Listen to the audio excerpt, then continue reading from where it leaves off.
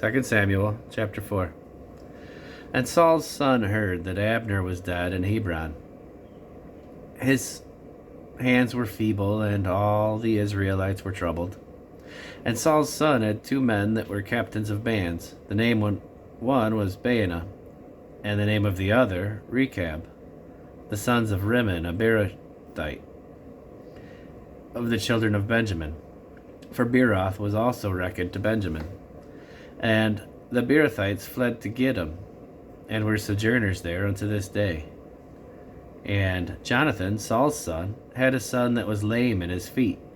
He was 5 years old when the tidings came of Saul and Jonathan out of Jezreel, and his nurse took him up and fled.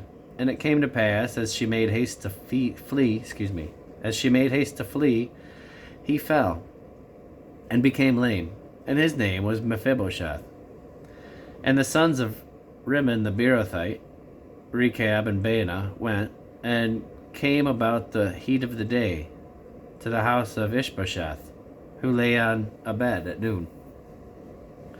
And they came thither into the midst of the house, as though they would have fetched wheat. And they smote him under the fifth rib, and Rechab and Baanah his brother escaped. For when they came into the house, he lay on his bed in his bedchamber, and they smote him, and slew him, and beheaded him, and took his head, and gat them away through the plain all night. And they brought the head of Ishbosheth unto David in Hebron, and said unto the king, Behold, the head of Ishbosheth, the son of Saul thine enemy, which sought thy life, and the Lord hath avenged my lord the king this day of Saul and of his seed. And David answered Rechab and Baanah his brother, the sons of Rimmon the Beerothite, and said unto them, As the Lord liveth, who hath redeemed my soul out of all adversity, when one told me, saying, Behold, Saul is dead, thinking to have brought good tidings, I took hold of him, and slew him in Ziklag, who thought that I would have given him a reward for his tidings. How much more, when wicked men have slain a righteous person in his own house upon his bed?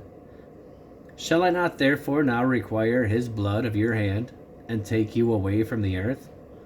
And David commanded his young men, and they slew him, and cut off their hands and their feet, and hanged them up over the pool in Hebron.